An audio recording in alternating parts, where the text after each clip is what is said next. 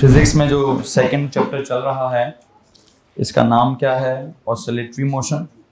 हमने सबसे पहले इसकी एग्जांपल्स डिस्कस की हैं, फिर हमने इसमें सिंपल पेंडुलम को अपनी एग्जांपल लेकर उससे एसोसिएटेड जितनी भी बेसिक टर्म्स हैं वो समझाने की कोशिश की है। तो हम ये जो ऑसिलेटरी मोशन है, बच्चों बस कर दो ना, बस कर दो प्लीज़।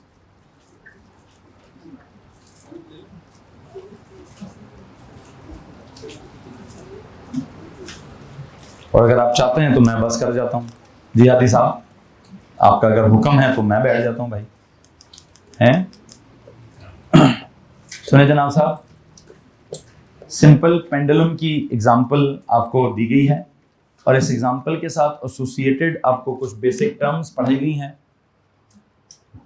मैं उन टर्म्स को एक दफ़ा क्विक रिव्यू कर देता हूँ कि कौन कौन सी टर्म पढ़ाई गई है। मैं अगर दोबारा ड्राइंग बना भी लूँ, हम कहते हैं कि एक स्ट्रिंग के साथ, एक लाइट इनएक्सटेंसिबल स्ट्रिंग के साथ क्या किया जाता है? एक मैसिव ऑब्जेक्ट को हैंग किया जाता है और अगर उसको डिस्प्लेस किया जाए या डिस्टर्ब किया जाए फ्रॉम इट्स मीन पोजीशन तो वो क्या करता है? वो ऑसिलेट करना स्टार्ट कर देता है।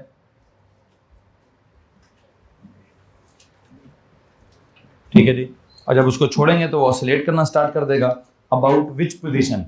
हमने कहा अबाउट इट्स मीन पोजीशन। पहले हमने मीन पोजीशन को समझा, फिर हमने कहा उसकी कुछ एक्सट्रीम पोजीशंस हैं, फिर हमने डिस्प्लेसमेंट को समझा, फिर हमने एम्पलीट्यूड को समझा, फिर हमने वन कंप्लीट ऑसिलेशन समझा, हाफ ऑसिलेशन समझा, क्वार्टर ऑसिलेशन समझा, पीरियोडिक मोशन का लफ्ज समझा, टाइम पीरियड समझा, फ्रीक्वेंसी समझा, and then there was a concept of phase as well. हमने उसका फेज समझा एंड फेज के बाद आई थिंक हम सीधा सीधा एक सवाल पे चले गए।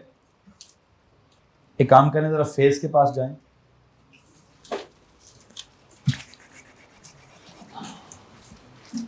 आई थिंक फेस के पास मुझे एक और टर्म भी समझानी है आपको। सर्कुलर मोशन में आप कहते थे एक टर्म थी एंगुलर डिस्प्लेसमेंट, ठीक है? उसी के मध्य मुकाबिल मैंने यहां पर एक टर्म इंट्रोड्यूस की है, किस नाम से? फेस के नाम से। वहां एंगुलर डिस्प्लेसमेंट का सिंबल था थीटा, यहाँ फेस का सिंबल है फाई। वहां थीटा का यूनिट थी रेडियन, यहाँ फाई की यूनिट है रेडियन। इसमें किसी को मसला है? No, okay. वहां पे एंगुलर डिस्प्लेसमेंट वक्त के साथ साथ क्या हो रही थी? चेंज हो रही थी। क्या हो रहा था? जैसे जैसे वक्त बदल रहा था उसकी एंगुलर डिस्प्लेसमेंट की वैल्यू भी क्या होती थी? बदलती थी। तो उसका एंगुलर डिस्प्लेसमेंट को हमने टाइम के साथ रेट लिया था। What was that rate of change of angular displacement? Angular speed या एंगुलर वेलोसिटी। तो यहाँ पे वक्त के साथ साथ फेस चेंज नहीं हो रहा, यहाँ भी तो वक्त के साथ साथ फेस चेंज हो रहा है। तो अगर यहाँ भी वक्त के साथ साथ फेस चेंज होगा तो क्या होना चाहिए? फेस का भी rate of change of phase होना चाहिए ना। उसको भी क्या बोलेंगे हम? जैसे आप देखें उधर था theta over T, that was omega, the unit for radian per second. तो यहाँ पे भी क्या होगा? 5 over T radian per second. तो उसको क्या बोलूंगा मैं? बोलूंगा बेटा इसको भी मैं क्या, इसको भी ओमेगा ही बोलूंगा, इसको भी मैं एंगुलर स्पीड ही बोलूंगा। वहां तो एंगल था तो एंगल की स्पीड, यहाँ फेज है तो फेज की। मैं ये तो नहीं कहता फेजल स्पीड, नहीं, टर्म क्या होगी? एंगुलर स्पीड ही टर्म होगी। तो एक काम कीजिए, 11th वाली जगह पे जाए, या तो फेज के फौरन बाद या उसके पेज के हेडर पर, या जहां पे आप फेज की आपने डेफिनेशन लिखी थी उसके आसपास कहीं जगह है तो ठीक है, नहीं है जगह तो पेज के हेडर पे तो जगह ही जगह है। अदरवाइज तो पेज के हेडर पर जगह ही जगह है। वहां जाके क्या लिखें please? Term number 12। Term number 12 की वहां पे हेडिंग में, ये सॉरी पेज छोड़ दें। टर्म नंबर 12 की क्या हेडिंग देंगे? टर्म नंबर 12 की हेडिंग दीजिए जनाब साहब। किस हिसाब से, किस नाम के हिसाब से? आई थिंक ये एंगुलर स्पीड के हिसाब से। एंगुलर स्पीड बोलिएगा, एंगुलर वेलोसिटी नहीं बोलें। हमने लास्ट ईयर भी, लास्ट चैप्टर में भी एंगुलर वेलोसिटी का टर्म चेंज किया हुआ है, used to call it angular speed. तो अभी आप भी क्या करें? एंगुलर स्पीड ही लिखें। क्या बोलेंगे? एंगुलर स्पीड को कैसे डिफाइन करेंगे? Rate of change of phase with respect to time, ये लिखेंगे। In this chapter please define it as rate of change of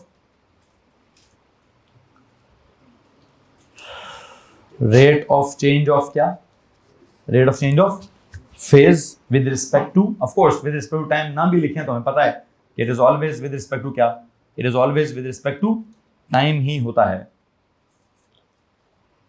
और अगर आप यहाँ पे वो उसका फॉर्मूला लिखना चाहते हैं तो फॉर्मूला वही है जो हमने पिछले चैप्टर में पढ़ा था, जस्ट फर्क क्या डालूंगा मैं, omega is equal to phi by t and units are क्या, रेडियन पर सेकेंड।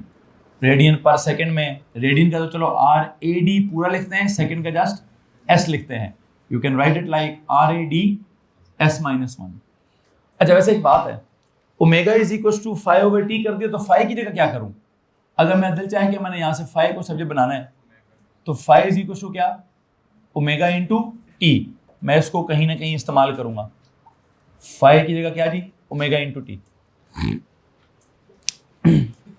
फाई की जगह क्या, ओमेगा इंटू टी, फाई की जगह क्या, ओमेगा इंटू टी। अगर किसी को मसला तो प्लीज हाथ खड़ा कीजिए। एनीवन? आई थिंक फेज के साथ मैंने आपको एक एंगुलर स्पीड उस दिन पता नहीं कहीं डिस्कस करते करते मैंने इसको छोड़ दिया था कि मैं इसको बाद में कहीं डिस्कस करूंगा, कोई इक्वेशन डेवलप करना चाह रहा था और इक्वेशन में ये वाली डेवलप करना चाहता था, इसलिए आई थिंक मैं लिखवा चुका हूँ। आप में से अगर किसी के पास कोई सवाल है तो प्लीज आप हाथ खड़ा कर सकते हैं। एनीवन? ओके, आगे चलेंगे। यहाँ अगर आप कहते हैं सर ओमेगा की हमने और भी बहुत सारी इक्वेशनें पढ़ी हैं, तो सही कहते होंगे। कौन कौन सी और इक्वेशनें पढ़ी हैं आपने? अगर ओमेगा की ये पहली है तो ओमेगा की एक और भी होगी, क्या, फाई की जगह क्या लिख दें, 2 पाई, तो टाइम की जगह क्या हो जाएगा, कैपिटल टी।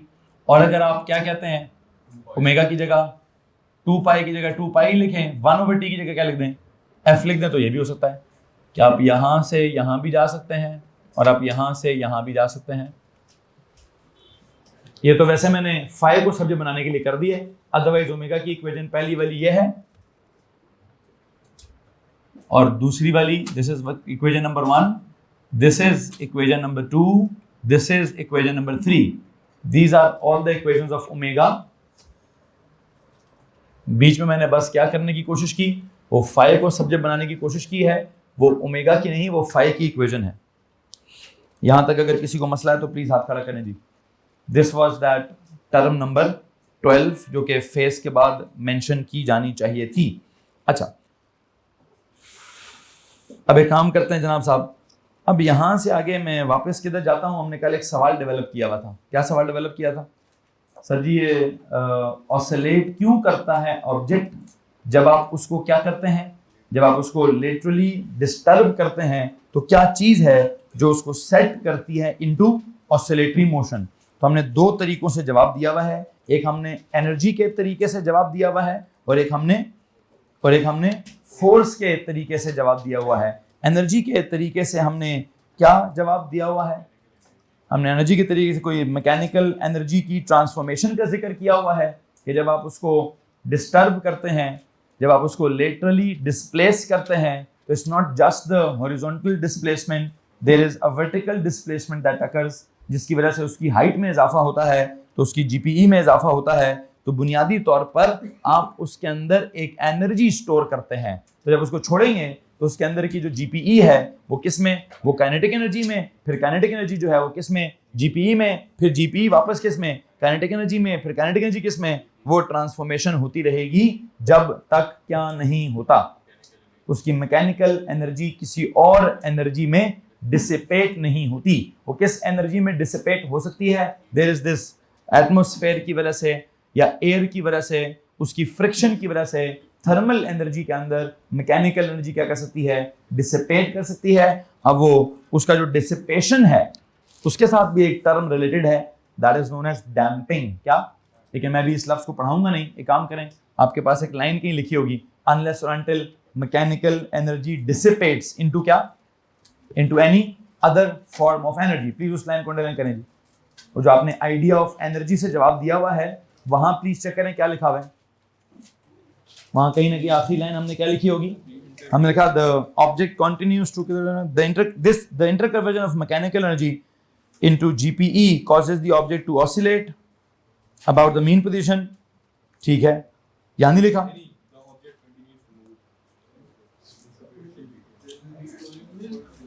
नहीं, अनलेस और अनटिल नहीं लिखा हुआ है, शायद बोला होगा सिर्फ। ठीक है, एक काम करें, जो भी आपका आखिरी जुमला है उस जुमले के बाद एक नोट लिखें। The interconversion of mechanical energy that is GPE and kinetic energy causes the object to oscillate about the mean position until and unless what happens, mechanical energy dissipates, until and unless mechanical energy dissipates into any other form of energy. Until और unless क्या जनाब? आपका जो आखिरी जुमला लिखा है मैं पहले उसको पढ़ता हूं, फिर उसकी कंटिन्यूएशन करता हूं। आखिरी जुमला लिखा हुआ क्या है? The interconversion of mechanical energy, that is GPE and kinetic energy, causes the object to oscillate about the mean position. ये लिखा हुआ हमने। इसके आगे लिखें क्या? Until और unless क्या? Mechanical, बल्कि एक काम होता है, वो एक टर्म था unless और until an external unbalanced force is applied on it. मैं इस वक्त वही जुमला लिखना चाहता हूं, लेकिन मैं फोर्स को मेंशन नहीं करना चाहता। मैं किसको मेंशन करना चाहता हूं?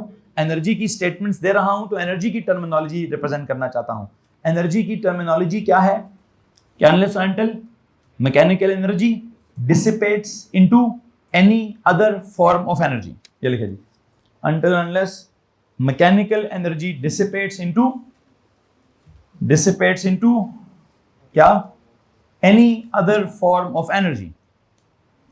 मोस्ट लाइकली क्या? Thermal, most likely thermal energy due to friction, due to air friction. लिखिए most likely thermal energy, most likely क्या? थर्मल एनर्जी ड्यू टू क्या? Due to air friction. Most likely thermal energy due to what? Due to air friction. इस process का भी एक नाम है, इसको क्या बोलेंगे? आई डॉट ई लगा के लिखे डैम्पिंग, DAMPING, डैम्पिंग। डैम्पिंग, डैम्प ऑसिलेशंस पढ़ाऊंगा कब? बाद में पढ़ाऊंगा। अभी मैं फ्री ऑसिलेशंस पढ़ा रहा हूं, अभी मैं आपको डैम्प्ड ऑसिलेशंस नहीं पढ़ाऊंगा कि अगर एनर्जी किसी और में डिसिपेट भी हो रही हुई तो क्या होगा, क्या नहीं होगा। अभी हमारा जब विदाउट फ्रिक्शन का काम कंप्लीट नहीं हुआ तो मैं विद फ्रिक्शन वाला काम, जैसे नहीं हो पिछले साल भी पहले फ्री फॉल मोशन पढ़ते थे, कैसे? Without air. पहले वो सारा कॉन्सेप्ट डेवलप हो जाता था, फिर क्या कहते थे? फिर पढ़ते थे विद एयर। ठीक है, कि विद एयर से क्या होगा? वेलोसिटी पता नहीं कम होगी कि ज्यादा होगी कि टर्मिनल होगा कि क्या होगा। मैं यहां पर भी ऐसी कुछ करूंगा, पहले विदाउट एयर का चैप्टर कंप्लीट करना चाहता हूं, फिर क्या करूंगा? फिर मैं विद एयर वाले चैप्टर की तरफ जाने की कोशिश करूंगा। आई थिंक वो टर्म भी कंप्लीट होगी। वापस आए किसकी तरफ? आइडिया ऑफ फोर्स की तरफ। आइडिया ऑफ फोर्स के अंदर क्या चल रहा है? अगर आप आइडिया ऑफ फोर्स की बात करेंगे तो देखें यहां पे हमने कल कौन सी फोर्स को डेवलप करने की कोशिश की? आई थिंक हमने कल यहां पे रिस्टोरिंग फोर्स को डेवलप करने की कोशिश की। और रिस्टोरिंग फोर्स का कॉन्सेप्ट हमारे पास कहां से डेवलप हुआ? हमने क्या किया था जनाब साहब? पहले हमने मेन पोजीशन पर फोर्सेस ड्रॉ की, नीचे की तरफ वेट और ऊपर की तरफ टेंशन ड्रॉ हुई, तो हमने कहा वो तो बैलेंस है जी। जब वो बैलेंस है तो हमने कहा एफ नेट कितना है? एफ नेट 0 है जी। हमने कहा सिस्टम किस में है? इक्विलिब्रियम में है जी। किसी को मसला इस बात से? फिर हमने क्या किया? फिर हमने किया जनाब साहब क्या कि अगर आप इस पोजीशन पर जाते हैं तो यहां पर क्या होगा? सर जी यहां नीचे की तरफ, बिल्कुल नीचे की तरफ क्या एक्ट करेगा? वेट एक्ट करेगा। इस रस्सी के अंदर क्या एक्ट करेगा? टेंशन एक्ट करेगी। ठीक है, फिर इनिशियली वैसे तो मैंने टेंशन को रिजॉल्व कर दिया था, लेकिन मुझे बाद में ख्याल आया कि टेंशन तो एक्शन तो नहीं हो, तो रिएक्शन है। एक्शन तो वेट है, मुझे तो वेट के हिसाब से बात करनी चाहिए। ठीक है, तो मैंने वेट के हिसाब से बात करने के लिए इस लाइन को एक्सटेंड किया और मैंने कहा जितना यहां पे एंगुलर, नॉट फेज, इसको मैं फेज नहीं बोलूंगा, क्या बोलूंगा? जितना यहां पर एंगुलर डिस्प्लेसमेंट है उतना ही ये वाला एंगुलर डिस्प्लेसमेंट थीटा लीजिए। और वैसे आपकी इतला के लिए अर्ज ये है कि हम इस एंगुलर डिस्प्लेसमेंट को निकाल सकते हैं।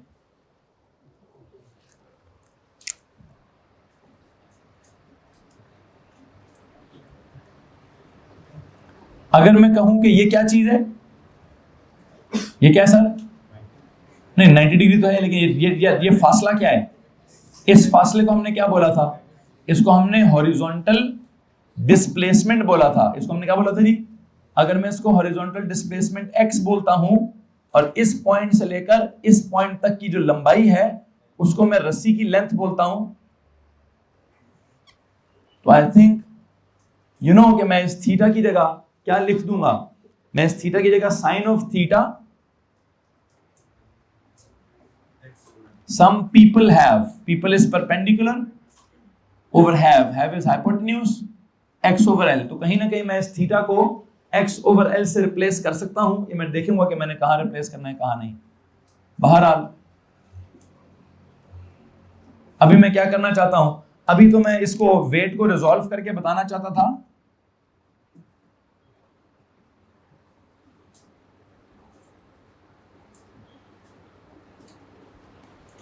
कि जनाब साहब क्या सिचुएशन चल रही है। इस वेट को रिजॉल्व अगर किया जाए तो ये कौन सा कंपोनेंट है, W cos थीटा, ये कौन सा कंपोनेंट है, W sin थीटा। हमने क्या बोला हुआ है कि W cos थीटा और T आपस में क्या है, आपस में बैलेंस्ड हो गए हैं। तो W sin theta acts as what, it is not balanced, it is the unbalanced force, it is the net force, it acts as क्या, it acts as the restoring force। और इस restoring force का हमने लफ्ज क्या इजाद किया है, प्लीज बताएं क्या लिखा हुआ है। हमने ड्राइंग बनाई, ड्राइंग बनाकर वेट को रिजॉल्व किया, वेट को रिजॉल्व करके उसके दो कंपोनेंट्स बनाए, कंपोनेंट्स बनाकर मीन पोजीशन पर फोर्सेस को बैलेंस किया है, एक्सेलरेशन को जीरो किया है। राइट एक्सट्रीम पोजीशन पर हमने क्या किया, T और W cos थीटा को बैलेंस किया, W sin थीटा को बोला it is the unbalanced force, W sin theta को बोला it is the net force, W sin theta को बोला it is the restoring force. और अभी हमने इस रिस्टोरिंग फोर्स की डेफिनेशन भी लिखनी है, फिर हमने इसका मैग्नीट्यूड मजीद सिंप्लीफाई भी करना है, और फिर हमने इसकी डायरेक्शन का काम भी करना है। आई थिंक लास्ट लेक्चर में ये ड्राइंग बनाई गई है और इस W sin थीटा का नाम रखा गया है।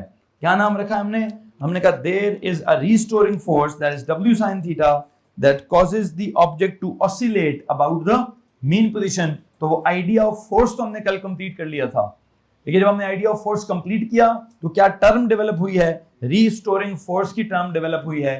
तो देयर यू गो जनाब साहब, टर्म नंबर क्या, I think it is term number, जो भी numbering, I don't know numbering क्या चल रही है, 13। टर्म नंबर 13 क्या है आज के लेक्चर में लिखिए, टर्म नंबर 13 क्या,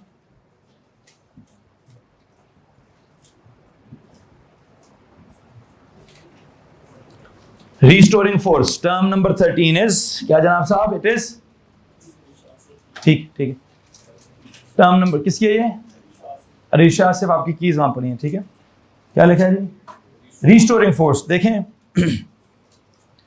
इसके लफ्जों को जरा गौर से ध्यान से सुनने की कोशिश कीजिएगा कि हम क्या लफ्ज इस्तेमाल कर रहे हैं। अगर आप देखें तो, और मैं कल भी वैसे मैंने बोला था लेकिन मैं दोबारा बता देता हूं कि हमारा ना ओ लेवल में क्या लफ्ज होता है, इज जस्ट द फोर्स। वहां मैक्सिमम बच्चों को पढ़ाते हैं फॉरवर्ड फोर्स या बैकवर्ड फोर्स या अपवर्ड फोर्स या डाउनवर्ड फोर्स, और बड़ी मुश्किल से उसको फोर्सेस का डिफरेंस लेकर फोर्स का रिजल्टेंट निकालना आता है।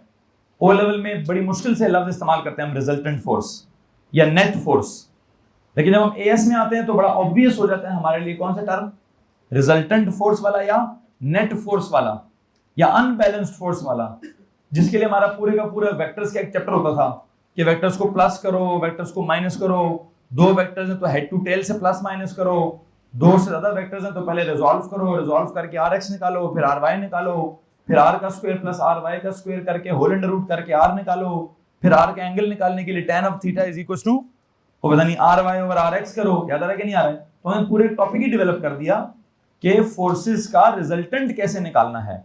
तो एक टर्म हमारी दिमाग में बैठ गई कि पिछले साल हमारा जो सिलेबस है वो हमें क्या सिखाना चाहता है, वो हमें रिजल्टेंट फोर्स का लफ्ज सही तरह सिखाना चाहता है, तो सिखा दिया उसने हमें, ठीक है। अब इस साल वो क्या कर रहा है, इस साल वो कहता है भाईजान ये जो रिजल्टेंट फोर्स है जिसको आप नेट फोर्स कहते थे, जो कि पिछले साल MA के बराबर होती थी या तो डेल्टा P ओवर T के बराबर होती थी, अब क्या करें, अब उसके अपने अपने नाम रखें। पिछले चैप्टर के केस में आपने उसका नाम क्या रखा है, सेंट्रीपिटल फोर्स। वैसे तो बुनियादी तौर पर उसका फॉर्मूला भी MA ही होगा, लेकिन अल्टीमेटली डेवलप क्या हुआ है, it's not just m a जो डेवलप हुआ है, क्या डेवलप हुआ था, एम वी स्क्वायर ओवर, क्योंकि वहां पे हमने पिछले चैप्टर में ए की जगह क्या निकाल दिया था, वो भी डेल्टा वी ओवर टी, लेकिन हमने क्या किया, थीटा वी ओवर टी। जब हमने थीटा वी ओवर टी किया तो वो वी ओमेगा हो गया, फिर जब वो वी ओमेगा हो गया तो वहां से आगे वी स्क्वायर ओवर आर भी हो गया, फिर आर ओमेगा स्क्वायर भी हो गया। तो जो भी आपके पास नई इक्वेशन आती हैं एक्सेलरेशन की, तो एम ए लिखें या एम वी ओमेगा लिखें या m v square over r लिखें या एम आर ओमेगा स्क्वायर लिखें, बात एम ए से ही स्टार्ट होती है। जाती कहां थी, m v square over r तक जाती थी। किसको मसला है इस बात से? अच्छा, और नाम क्या था उसका, सेंट्रीपिटल फोर्स। और ये नाम किस बुनियाद पर रखा, ये हमने m v square over r में कोई ऐसी चीज नहीं है जो नाम रखा है, नाम किस बात पर रखा है, इट कॉजेज सेंट्रीपिटल एक्सेलरेशन। असल में वो एम ए नहीं है, वो एम ए सी है। ए सी की वजह से हमने एफ को भी क्या कह दिया है, सी कह दिया है, कि वो सेंट्रीपिटल एक्सेलरेशन कॉज करता है, लीनियर एक्सेलरेशन कॉज, तो इसलिए उसका नाम लीनियर फोर्स नहीं होना चाहिए, क्या होना चाहिए, सेंट्रीपिटल फोर्स। और उसका हमने अगला मतलब, this is the force that is directed towards the centre of the circle, या this is the force that is perpendicular to the direction of motion. हमने दो मतलब निकाले हैं उसके, क्या, एक तो इसकी डायरेक्शन किधर है, टुवर्ड्स द सेंटर है, और एक उसकी direction perpendicular to the direction of motion है, ठीक है। अब उसका एक फॉर्मूला है m v square over r, या तीन फार्मूले।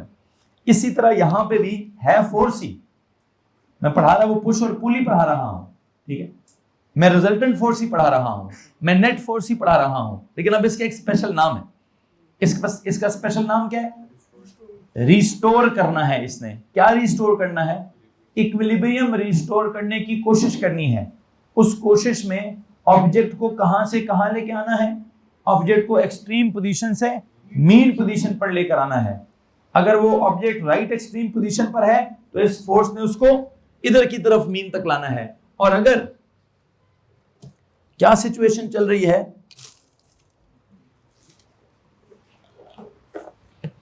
अगर मैं कहूं कि वो लेफ्ट एक्सट्रीम पोजीशन पर आ गया है, ये वेट है,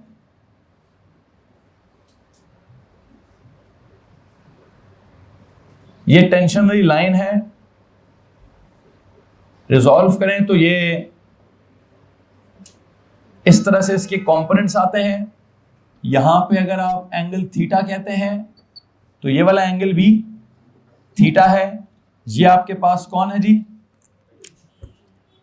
there is this T for tension है, उसको बैलेंस करने के लिए कौन है, W cos थीटा है। और ये जो चीज है ये क्या है, इसको बैलेंस कोई भी नहीं कर रहा, W sin थीटा है। तो इस W sin थीटा ने क्या करना है, इसने बिहेव करना है एज द, स्टार्ट के लिए अनबैलेंस्ड फोर्स, थोड़ा आगे जाके बोले नेट फोर्स, और बोलना है तो रिजल्टेंट फोर्स, लेकिन R फॉर रिजल्टेंट की जगह अब बोले R for restoring force. This is the restoring force कि ऑब्जेक्ट आपका किधर जा चुका है, सर जी ऑब्जेक्ट हमारा ना किधर जा चुका है, लेफ्ट पे जा चुका है।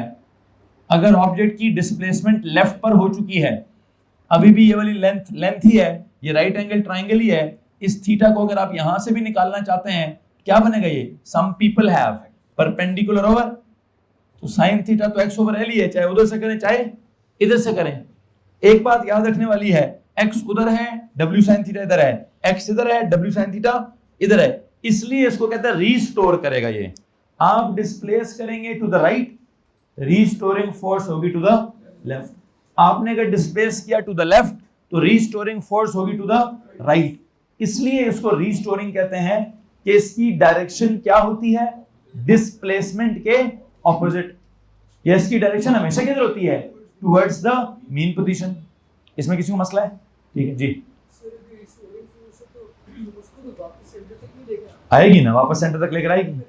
इनर्शिया भी तो कोई चीज होगी, ठीक है जी। वो इनर्शिया क्या करेगा, असल में जब उसको उसने वहां से वापस यहां तक लाना है, तो जब उसने उसको वहां से वापस यहां तक लाना है मतलब एक्सेलरेट करवाना है, एक्सेलरेट कराना है तो मतलब स्पीड में इजाफा कराना है, तो उस फोर्स ने उसको यहां से अगर यहां लाया तो स्पीड में क्या करा देना है, इजाफा।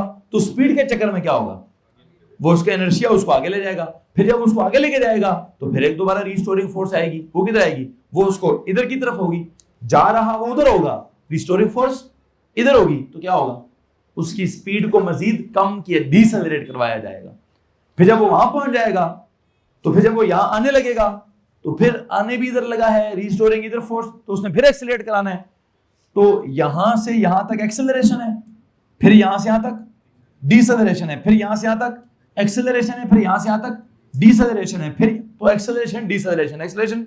तो उस हिसाब से कुछ ना कुछ चल रहा होगा जिसको हम क्या कहते हैं, रिस्टोरिंग फोर्स कहते हैं। आई वुड लाइक कि आप हेडिंग दीजिए रिस्टोरिंग फोर्स की, मैं इसकी डेफिनेशन लिखवाऊंगा, फिर इसका फॉर्मूला लिखवाऊंगा, फिर इसकी डायरेक्शन लिखवाऊंगा। लफ्जों से क्या जाहिर होता है कि इसने ऑब्जेक्ट को वापस लाना है, उसका कुछ रिस्टोर, जो खो गया है उसको रिस्टोर करना है। क्या खो गया है? इक्विलिब्रियम खो गया है, उसको रिस्टोर करना है, या वो पोजीशन खो गई है, कौन सी वाली, मीन पोजीशन खो गई है, वो वापस लेकर आनी है। बहरहाल एक काम करिए, लिखिए जी, it is the force that tries to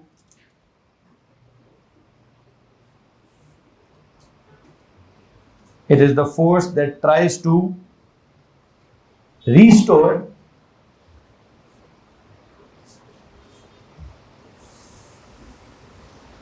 the mean position, that tries to restore the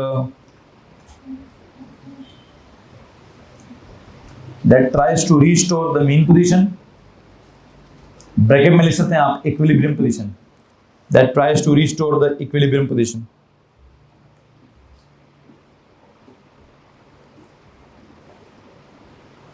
That tries to restore the mean position या restore the equilibrium position।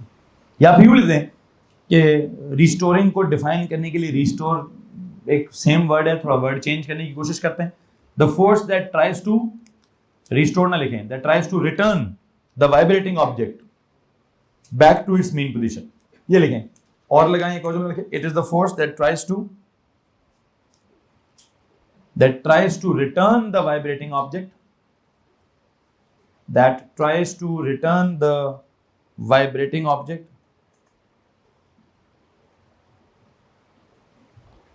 the force that tries to return the vibrating object from any position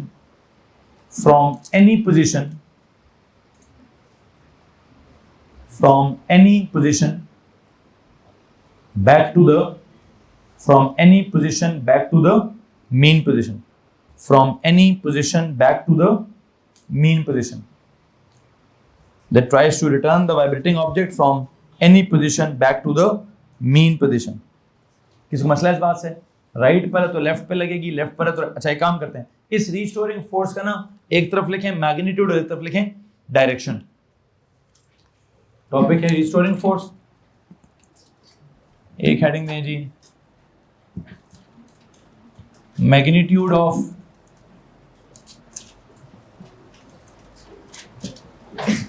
restoring force,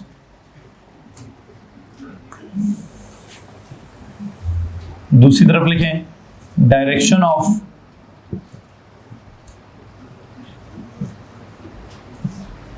restoring force,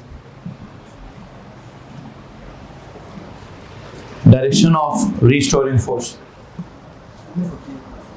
बताएं जनाब, ये magnitude of restoring force का क्या formula लिखेंगे हम?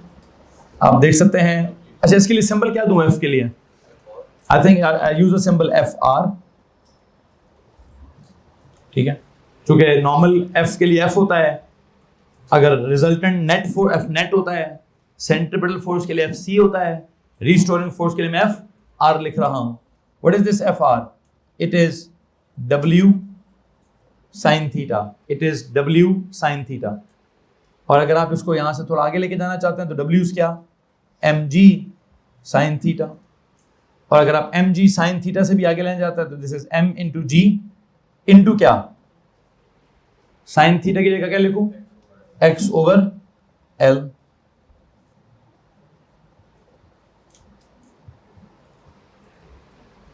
क्या क्या कांस्टेंट है इस वक्त?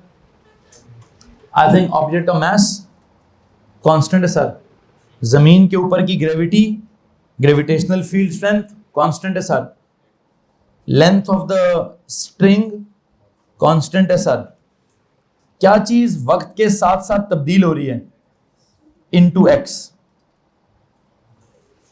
तो अगर आप इस पूरी चीज को क्या कर लेते हैं, अगर आप इसको कांस्टेंट मान लेते हैं तो क्या मैं लिख सकता हूं कि restoring force is directly proportional to क्या? It is directly proportional to X. हाँ जी, अगर आप रीस्टोरिंग फोर्स का फॉर्मूला देखें, मैंने क्या बनाया? W साइन थीटा, W की जगह mg sine theta, sine theta की जगह x ओवर एल, फिर mg x ओवर एल। उसमें mg ओवर एल को अगर मैं कह दूं कि वो कांस्टेंट है, मास कांस्टेंट है, ऑसिलेशंस के दौरान चेंज नहीं होता, जमीन पर एक्सपेरिमेंट हो रहा है, जी चेंज नहीं हो रहा, लेंथ ऑफ द स्ट्रिंग इनएक्सपेंसिबल है, लाइट इनएक्सपेंसिबल स्ट्रिंग है तो चेंज नहीं हो रही, m भी कांस्टेंट, g भी कांस्टेंट, l भी constant. The only thing that changes during oscillations वो क्या है? x। जब ऑब्जेक्ट ऑसिलेट करता है तो मीन पोजीशन पर उसका x क्या होता है? 0। एक्सट्रीम पोजीशन पर उसका x क्या होता है? x not. इधर वाले पर क्या होता है?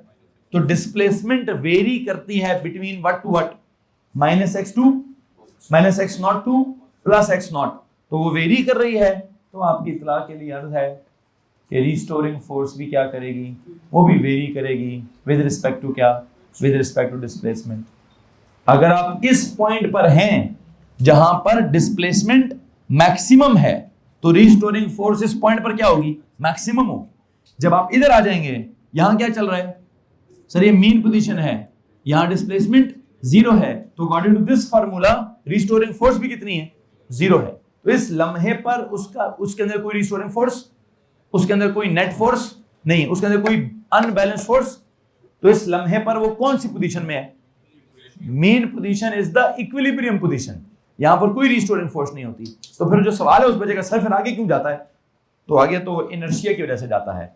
हमने काइनेटिक एनर्जी का जिक्र किया था सर, स्पीड तो है ना, काइनेटिक एनर्जी तो है, तो या तो स्पीड उसको आगे लेके जाती है, फिर दोबारा जब वो आगे जाता है तो रीस्टोरिंग फोर्स उसको रोकने की कोशिश करती है, और हाँ रोकती है, फिर एक्सट्रीम पे जाके रोक देती है, फिर वहां से वापस लाने की कोशिश करती है, फिर वहां से वापस एक्सेलरेट कराती है। तो मीन पर दोबारा रीस्टोरिंग फोर्स तो 0 जाती है, एक्सेलरेशन भी 0 जाती है, स्पीड 0 नहीं होती। मेरी बात समझ आ रही कि नहीं आ रही है? तो उसकी जब स्पीड 0 नहीं होती तो इसका मतलब ऑब्जेक्ट वहां पे रुकता नहीं है, उसकी मीन पोजीशन पर स्पीड क्या होती है? मैक्सिमम होती है, जिस वजह से वो आगे की तरफ रुड़ जाता है।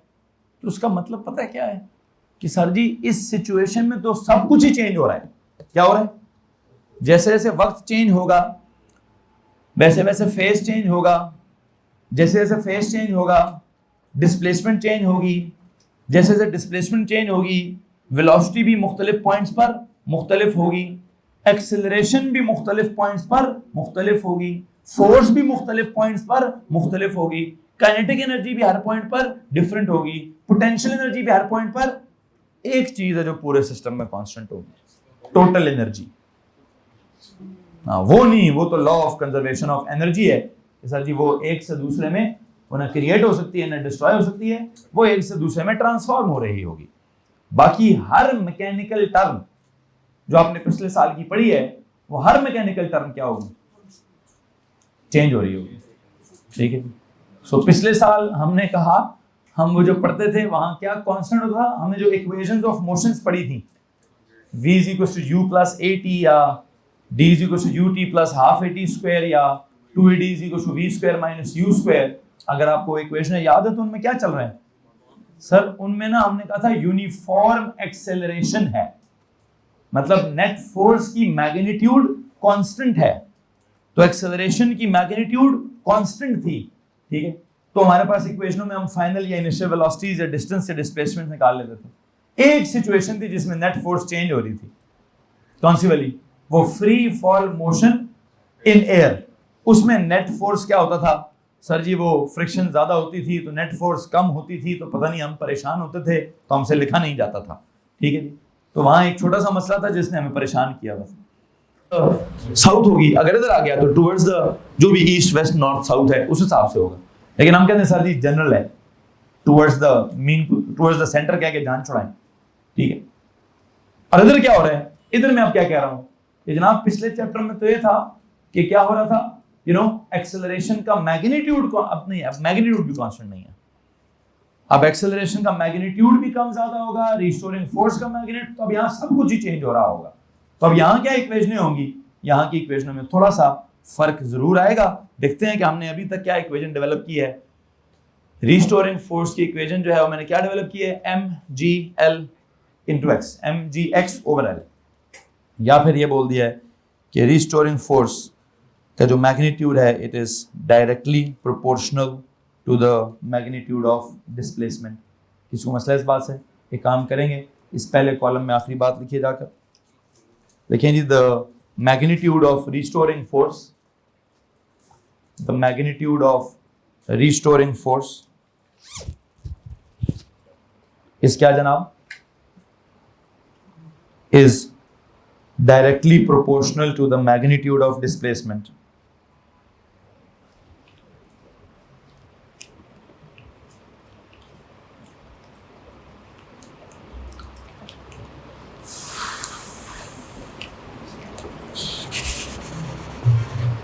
जी भाई क्या लिखा है, the magnitude of restoring force is directly proportional to the magnitude of displacement. अच्छा यहां आ जाए जरा, डायरेक्शन ऑफ रिस्टोरिंग फोर्स से आप क्या लिख पाऊंगी, किधर इसकी direction, it is always directed towards the, तो पहला जुमला तो ये लिखें, the direction of restoring force is always directed, it is always directed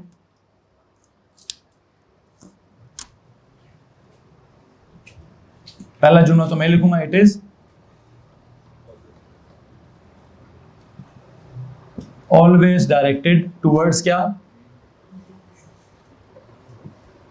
towards the mean position. पता है इस बात का मतलब क्या है कि when the displacement is to the right, restoring force is to the left, when the displacement is to the left, restoring force is to the, तो काम करें, लिखिए जी, when the displacement is to the, ये जुमला लिखने के बाद लिखिए I डॉट ई के बाद क्या लिखें, when the displacement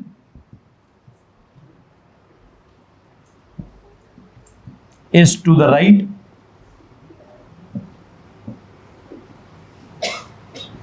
the restoring force is to the left।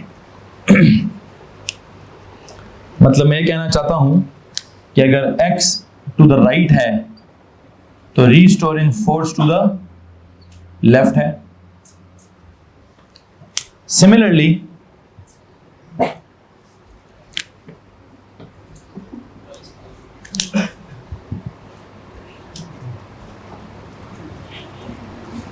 when the displacement is to the left, मतलब उसका एरो अगर लेफ्ट की तरफ जा रहा है, then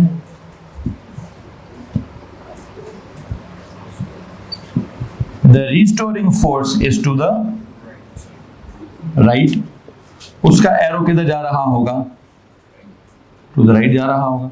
इस बात का मतलब क्या है, इस बात का मतलब यह है कि सर जी जैसे मैंने यहां एक कॉन्सेप्ट क्या निकाला है कि रिस्टोरिंग फोर्स का magnitude is directly proportional to the magnitude of displacement, तो यहां क्या निकालूंगा, the direction of restoring force is always opposite to the क्या, is always opposite to the direction of displacement. तो मैंने जो यहां एंड रिजल्ट निकालना है वो ये है कि डायरेक्शन ऑफ रिस्टोरिंग फोर्स के साथ मैं क्या लिखूं, द, बल्कि एक काम करें, लिखें लिखें लिखें पहले पूरा लिखें, the direction of restoring force is what, is always opposite to the direction of displacement. अब अगर आपसे मैं एक चीज पूछूं कि मैंने इसको इस क्या बोलते हैं प्रोपोर्शनैलिटी को इंप्रूव करके लिखना है, तो यहां तो लिखा रहा है जी magnitude directly proportional to each other है। अब अगर मैं कह रहा हूं जी डायरेक्शंस एक दूसरे के क्या है, ऑपोजिट्स हैं, तो मैं क्या लिखूं यहां पर? अभी यहां पे मैं सिंबल्स की मैं कैसे जाके लिखने की कोशिश करूं? आई थिंक मैं वही लिखूंगा एफ आर। मैग्नीट्यूड्स तो डायरेक्टली प्रोपोर्शनल है ही है, यस। अगर एरोज लिखने हैं तो क्या करूं? अगर एरोज लिखने हैं तो ना एक काम करता हूं, साथ माइनस लगा देता हूं।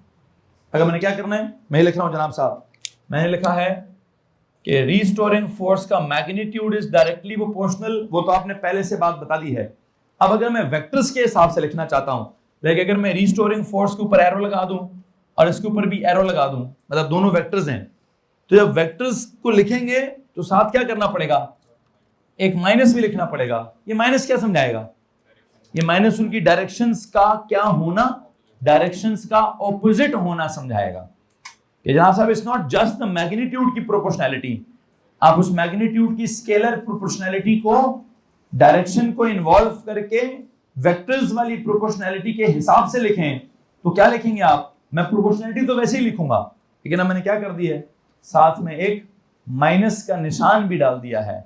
और ये माइनस का निशान क्या समझा रहा है? सर जी ये माइनस का निशान हमें माइनस को छोड़ के पढ़े तो उसका मैग्नीट्यूड उसके मैग्नीट्यूड के प्रोपोर्शनल है, माइनस के साथ पढ़े तो उसकी डायरेक्शन के ऑपोजिट है। वो अगर राइट की तरफ है तो ये लेफ्ट की तरफ है, वो अगर लेफ्ट की तरफ है तो ये। आई थिंक जो मैं समझाना चाहता हूं मैं समझा चुका हूं। आप में से किसी के पास अगर कोई सवाल पैदा होता है तो प्लीज हाथ खड़ा कर दीजिए। एनीवन? और अगर आप मुझसे अल्टीमेटली कोई इक्वेशन मांगेंगे, आई थिंक मैं अल्टीमेटली क्या इक्वेशन लिखूंगा, जो फाइनल इक्वेशन है that would be restoring force is equal to क्या, minus mg over l into x. और x के ऊपर भी क्या होना चाहिए, arrow.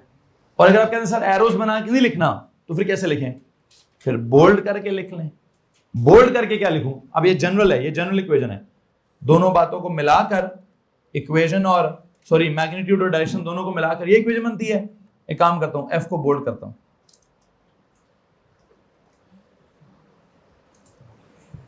Minus m g over l into x.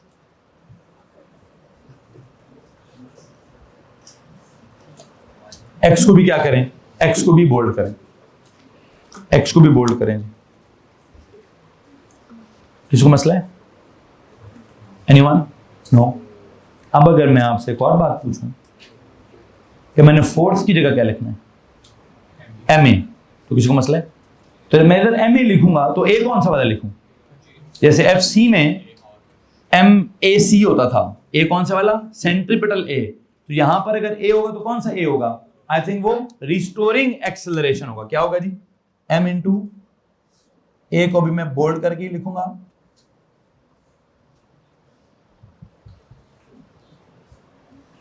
बताइए क्या क्या कटेगा जी? सर दोनों तरफ क्या आ गया है, एम तो कटेगा ना, एम और एम का। वैसे इस इक्वेशन को याद रखिएगा प्लीज, इस इक्वेशन को आप याद रखिए। मैं इसी में से अब क्या निकालूं, अगली टर्म क्या बनेगी, रिस्टोरिंग। बेटा जी नोट्स लिखने हैं, नोट्स लिखें ना, हाँ जी जाएं फिर। ठीक जी जनाब साहब, क्या बात हो रही है? हम यहाँ पे रिस्टोरिंग फोर्स का हमने फॉर्मूला डेवलप किया है, उस फॉर्मूले को मैंने बोल्ड करके लिखा है। ये मेरी सबसे मेन इंपॉर्टेंट इक्वेशन है, और इसी इक्वेशन के फौरन बाद मेरा दिल क्या कर रहा है, फोर्स को एम ए से रिप्लेस कर दूं।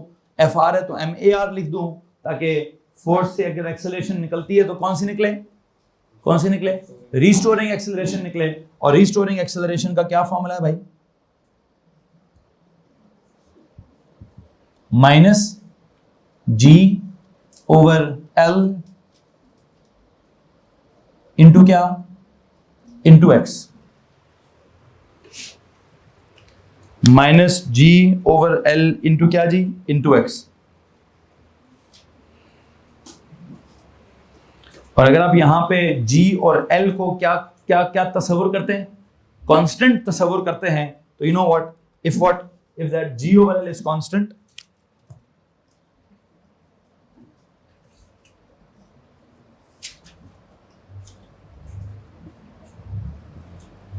तो प्लीज बताएं मैं क्या लिखूंगा। हाँ जी अल्लाह सर जी, मैं लिखूंगा यहां पे restoring acceleration is directly proportional to minus x. और इसमें माइनस का मतलब क्या होगा? इसका पहला मतलब है रीस्टोरिंग एक्सेलरेशन का जो मैग्नीट्यूड है वो डिस्प्लेसमेंट के मैग्नीट्यूड के डायरेक्टली प्रोपोर्शनल है। और माइनस का मतलब क्या है? रीस्टोरिंग एक्सेलरेशन की जो डायरेक्शन है वो डिस्प्लेसमेंट की डायरेक्शन के ऑपोजिट है। तो इसको अंडरलाइन, इसको हाईलाइट करिए और इसको हाईलाइट करके दो नोट्स लिखें। कौन से जी?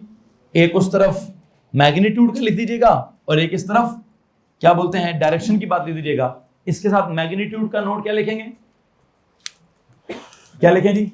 The magnitude of restoring acceleration, एक नोट लिखें, the magnitude of restoring acceleration, the magnitude of restoring acceleration is क्या? Is directly proportional to the magnitude of displacement. The magnitude of restoring acceleration is directly proportional to the क्या जनाब? Magnitude of displacement.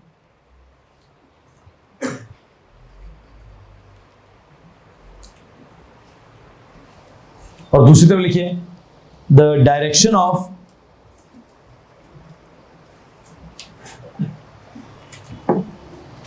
Restoring forces के लिए minus कौन सी direction? X के उल्टी direction, ये बताने के लिए माइनस लगाते हैं। अदरवाइज अगर आप माइनस ना भी लगाएं तो न्यूमेरिकल सॉल्व करते वक्त मुझे प्रॉब्लम नहीं है, क्योंकि जब न्यूमेरिकल सॉल्व करेंगे तो आपको मालूम है वो क्या कहता है, find the magnitude of force, find the magnitude of acceleration. तो वहां माइनस, अगर आप वो कहते नहीं find the magnitude and direction of force या find the magnitude and direction of acceleration, तो माइनस लिखना मस्ट है। और अगर आप माइनस नहीं लिखते तो अंग्रेजी में लिख देंगे कि क्या लिखेंगे, always directed towards the mean लिख दें, या when displacement is to the right force is to the left लिख दें, या when displacement is to the left force is to the right लिख दें, या whatever the direction of displacement is the direction of force is उसके opposite लिख दें। किसी को मसला इस बात से? एनीवन? आखिरी जो बात मैं आपको करना चाहता हूं वो क्या है सर, ये जो जिस भी किसी मोशन में एक रीस्टोरिंग एक्सेलरेशन हो और वो डिस्प्लेसमेंट के डायरेक्टली प्रोपोर्शनल हो और उसकी डायरेक्शन डिस्प्लेसमेंट के ऑपोजिट हो, such a motion is known as simple harmonic motion. क्या जनाब साहब? ये जो आपने कहा है, ये जो आपने दो जुमले लिखे हैं, इन दो जुमलों के साथ क्या कीजिए, इनके साथ वापस नोट्स कैसे बनाएं ऐसा। और जो आपने मैग्नीट्यूड का जुमला लिखा है उसको बोलें, और जो आपने डायरेक्शन का जुमला बोला है उसको बोलें, और जो आपने क्या लिखा हुआ था, ये जो आपने लिखा हुआ है ये, फिर इसके नीचे आपने यहां कोई मैग्नीट्यूड की बात लिखी है, फिर आपने यहां कोई डायरेक्शन की बात लिखी है, इनको एरोज बनाएं, इनको एरोज बना के नीचे जाके नोट क्या लिखें, such a motion is known as क्या? Simple harmonic motion. या नोट क्या लिखें जी? सच अ मोशन, कॉलम शॉलम कोई नहीं बेटा, एक यहां से नोट चल रहा था वहां से भी एरो बना लो, यहां पे एक नोट है वहां से भी एरो बना लो, ये जो जुमला है यहां से भी नीचे एरो बना लो, तो क्या कॉलम बनेगा?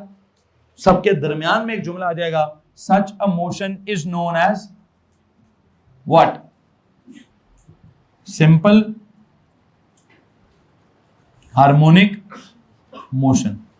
और अगर मैं कहूं जी सच ऑसिलेशंस, तो उनको क्या, सच ऑसिलेशंस आर नोन एज क्या? Simple harmonic oscillations. किसी को मसला इस बात से? तो एक जुमला यूं लिखें SHM, या फिर यही जुमला मैं यूं भी लिख सकता था, such oscillations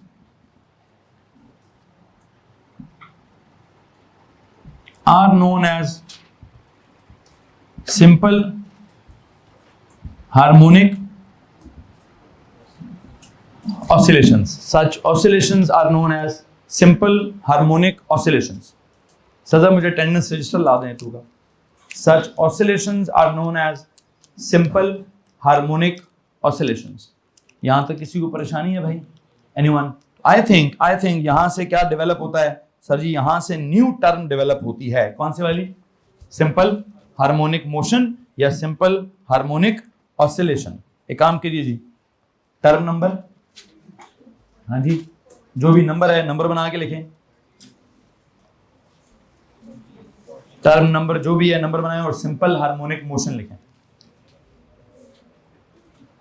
simple harmonic motion बताएं जी क्या होती है? जी भाई कैसे डिफाइन करेंगे?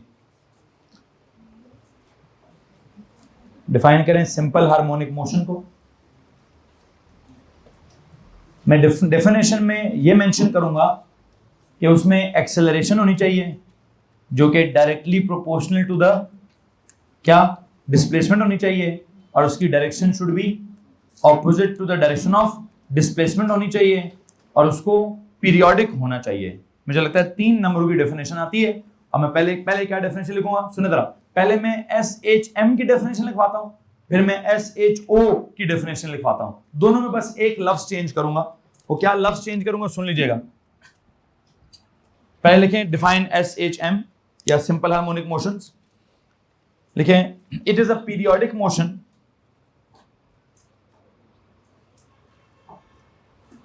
it is a periodic motion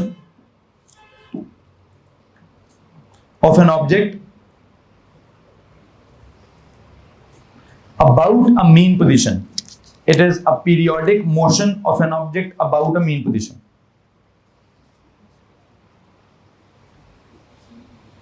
क्या लिखा है? it is a periodic motion of an object about a mean position in which क्या होता है? in which the magnitude of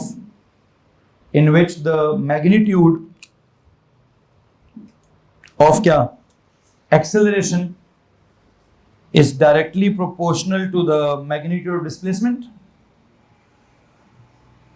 in which the magnitude of acceleration is directly proportional to the magnitude of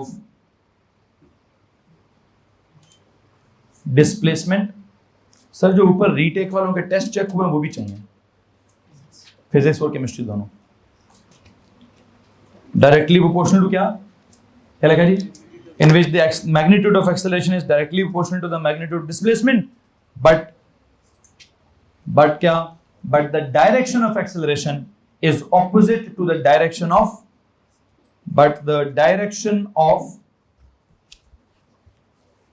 acceleration is opposite to the direction of acceleration is opposite to the direction of displacement. I dot E, but the direction of acceleration is opposite to the direction of displacement. I dot E always directed towards the mean position. That is always directed towards the mean position. That is always directed towards the mean position. That is always directed towards the mean position. ठीक है जनाब साहब। सो असल में अक्सर क्या पूछा जाता है, सिंपल हार्मोनिक मोशन की डेफिनेशन पूछी जाती है पेपर में 3 नंबरों के लिए। तो पहला नंबर आपको किस बुनियाद पर मिलेगा, जिसमें आप क्या मेंशन करेंगे? पीरियोडिक मोशन है of an object about a, वैसे इस पूरे जुमले की जगह मैं क्या लिख सकता हूं? Periodic motion about a mean position, oscillatory motion कह सकता हूं। तो एक काम करें, डिफाइन सिंपल हार्मोनिक ऑसिलेशंस। दूसरी डेफिनेशन लिखिए जी, simple harmonic oscillations. I think एक काम करें, दैट्स इट। मैं सिंपल हार्मोनिक की जो डेफिनेशन है ऑसिलेशंस की वो कल के लेक्चर में लिखवाऊंगा। अभी जरा अपना टेस्ट लेते जाइए जनाब साहब।